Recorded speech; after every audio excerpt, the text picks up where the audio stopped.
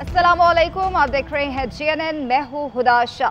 मैं हूँ अफसा। सिर्फ हेडलाइंस आपने जानी। सबसे पहले आपको बताएं, ईरान का जवाबी वार, इसराइल पर बैलिस्टिक और हाइपरसोनिक मिसाइलों से अलगार, 13 इसराइली हलाक, 200 से ज़ायद जख्मी, 35 लापता हो चुके हैं। ईरानी मिसाइल्स ने हीफा में मिसाइल फैक्ट्री और फौजी तनसीबात को मलियामेट कर दिया। तल अबीब में वॉइसमैन रिसर्च सेंटर तबाह करने की वीडियो भी सामने आ गई। बतियाब में कसीरुल मंजला इमारत तबाह, 6 अफराद मारे गए, 35 मलबे तले दबे हैं। इलात, रेहू, तमरा, बैतयाम में भी मिसाइल्स की बारिश, हर तरफ तबाही के मनाजिर, जगह जगह आग के शोले बुलंद। आयरन डोम दिफाई निज़ाम रोकने में नाकाम रहा। सेहोनी रियासत में रात भर सायरन बजते रहे, लोगों में खौफ व हिरास। इसराइलियों ने एक और रात पनागाहों में गुजारी। इसराइल का खुलेआम दिफाई निज़ाम नाकाबिले तस्खीर न होने का एतराफ़। ईरान का इसराइल के रेमोना एटमी प्लांट का निशाना बनाने का ऐलान। उधर यमन का भी इसराइल पर बैलिस्टिक मिसाइल्स हमला। तवील जंग और खौफनाक हमलों की तैयारी कर रहे हैं, अपने शोहदा का बदला लेकर रहेंगे, पासदारान इनकलाब का ऐलान।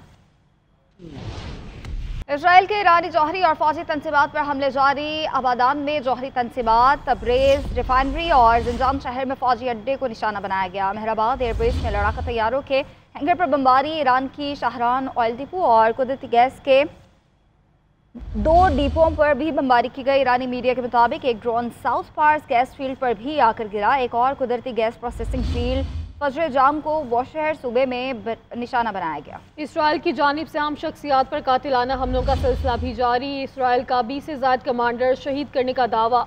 ईरानी हुकाम ने तेल तनसीबात को निशाना बनाना संगीन जंगी मरहला करार दे दिया। 1 घंटे में 10 इसराइली त्यारे गिराने का दावा।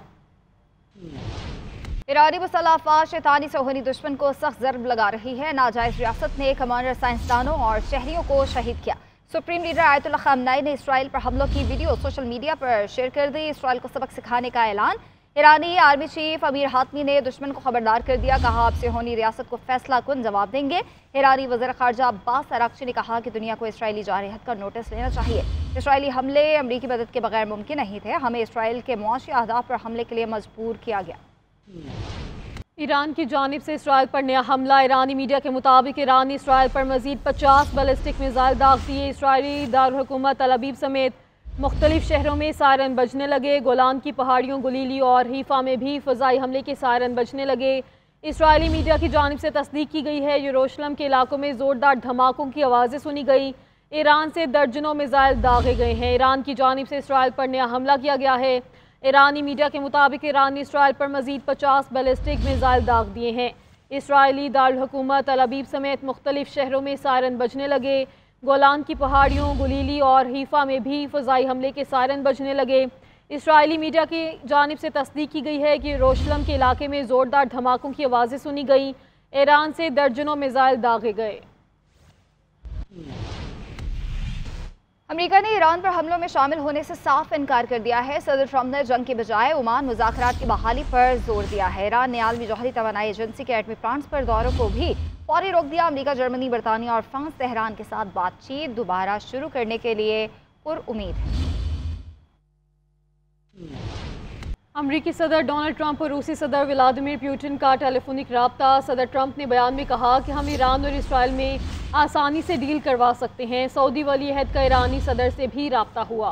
फ्रांसीसी सदर का ईरानी सदर से रब्ता। चीनी वज़ीर ख़ारजा का ईरानी हम मनसब को टेलीफोन। तुर्किया के सदर तैयब एर्दोगान ने ईरानी सदर और सऊदी वली अहद से रब्ता किया।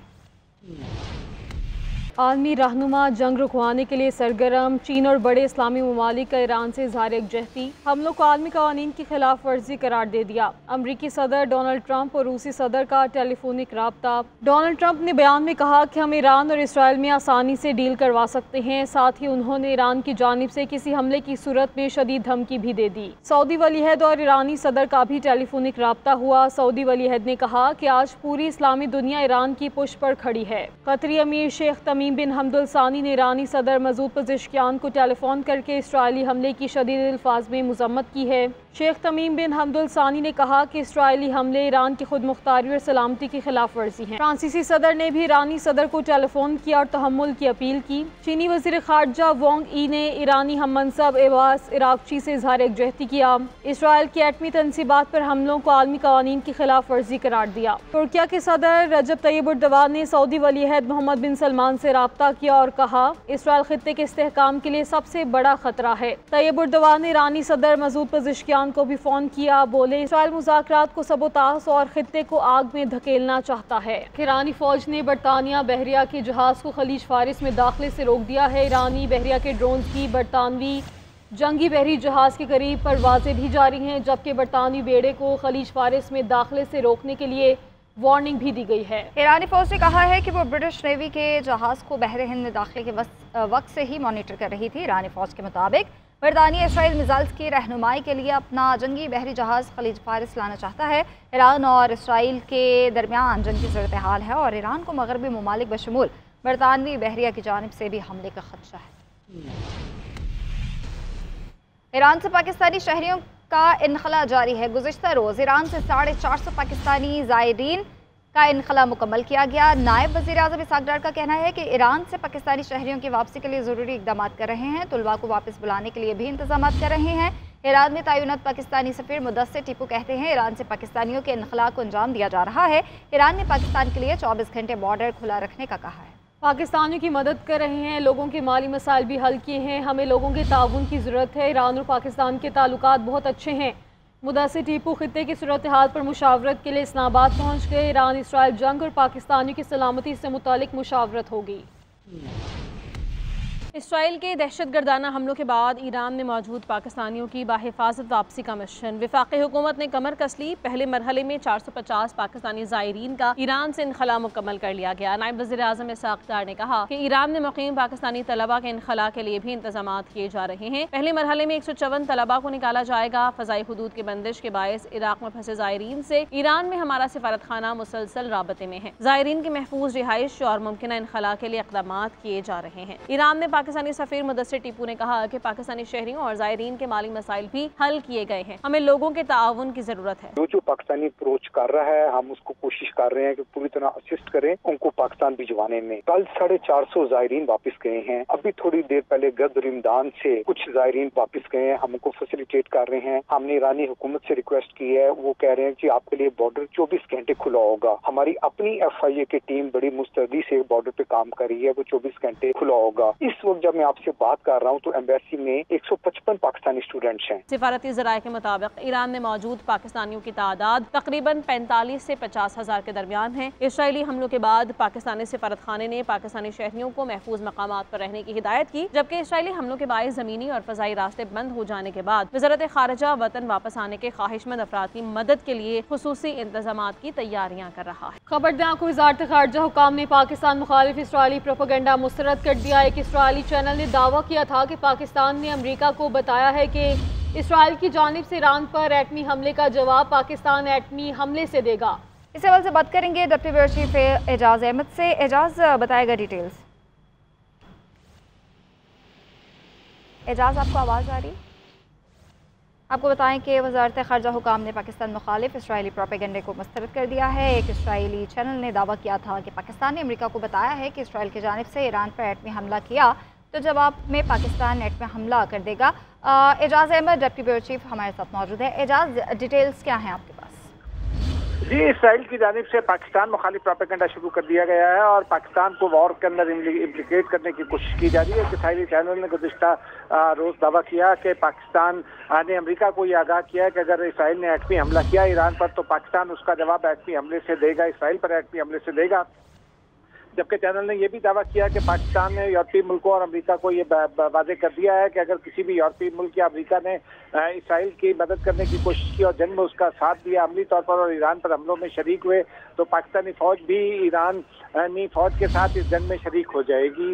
हुकाम दफ्तर ख़ारिजा का ये कहना है कि ये सरासर बेबुनियाद प्रोपेगेंडा है और ऐसी खबरें पाकिस्तान को इस जंग में मुलव्वस करने के लिए फैलाई जा रही है। एजाज, साथ ही रहिएगा। पाकिस्तान को ग्रे लिस्ट में शामिल न करने का फैसला किया गया है और वज़ीर दिफा ख्वाजा आसिफ की जानिब से ये ट्वीट किया गया है और उसमें लिखा है कि इजलास के दौरान चीन ने वाज़ेह मौक़िफ़ इख्तियार करते हुए पाकिस्तान के लिए रिलीफ की हिमायत की है, जबकि तुर्की ने भी चीन के मौक़िफ़ की तौसीक़ की है। एजाज, इसकी क्या डिटेल्स हैं?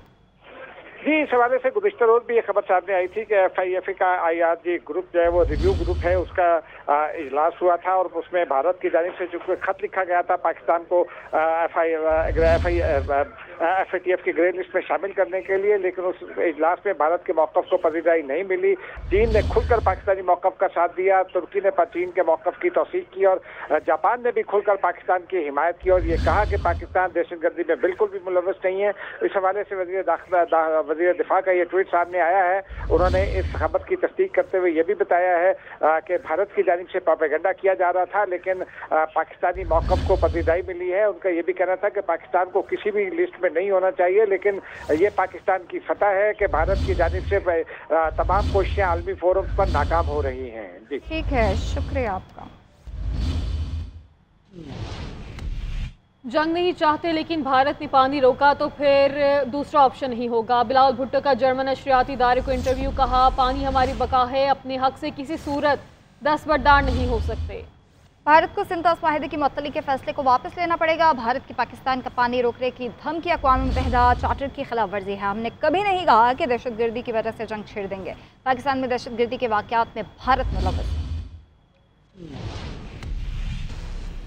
मौसम की बात करें तो मुल्क के मुख्तलिफ हिस्सों में काली घटाएं छाई हुई हैं। कसूर, शेखुपुरा, ओकाड़ा, साहिवाल, चीचावतनी, विहाड़ी और बहावल नगर में बारिश हुई है। थरपारकर और सोहबतपुर में भी अबरे करम बरस पड़ा। सवात, पिंगोरा और गिरदोनवाह में भी आंधी और तूफान है। सवात, मट्टा, बहरीन और बाला इलाकों में यालाबारी हुई है। थरपारकर नगर में आसमानी बिजली गिरने से झोंपड़ी भी खाकिस्तर हुई है। 12 बकरियां हलाक हो गई हैं। लाहौर समेत पंजाब के मुख्तलिफ शहरों में बादलों का डेरा है। महकमा मौसमियात ने बाला इलाकों समेत सिंध और बलोचिस्तान में आज से 17 जून तक बारिशों की पेशगोई की है। तफसीलात जान लेते हैं नुमाइंदा GNN सरफराज अहमद से। सरफराज, बताएगा महकमा मौसमियात की जानिब से मजीद क्या कहा गया? देखें, लाहौर शहर के मौसम की अगर हम बात करें तो आज लाहौर शहर का मौसम जो है वो अबर आलूद है। आसमान के ऊपर काले से आप बादल मौजूद हैं, ठंडी हवाएं जो हैं वो चल रही हैं और आज सूरज ना निकलने की वजह से गर्मी की शिद्दत में भी जो है वो कमी रिकॉर्ड की गई है, जिसकी वजह से शहरियों ने भी सुख का सांस लिया है। और शहरियों का ऐसा कहना है कि लाहौर जो है वो गुज़िश्ता कई दिनों से शदीद गर्मी की जो है वो लपेट में था, जिसकी वजह से शहरियों को बहुत ज़्यादा मुश्किलात का सामना करना पड़ रहा था। लेकिन अब मौसम ने जो है वो करवट बदली है और आसमान के ऊपर काले से आप बादल छा गए हैं। ठंडी हवाएं जो हैं वो चलना शुरू हो चुकी हैं और शहरियों के जो चेहरे हैं वो खुशी से खिल उठे हैं। और दूसरी जानिब महकमा मौसमियात का ऐसा कहना है कि आज लाहौर शहर का जो दर्जा हरारत है वो 40 डिग्री सेंटीग्रेड रिकॉर्ड किया गया है, जो कि गुज़िश्ता कई दिनों की निस्बत कदरे जो है वो कम है और मौसम भी काफ़ी ज़्यादा। आपका शुक्रिया, आपने आगाह किया।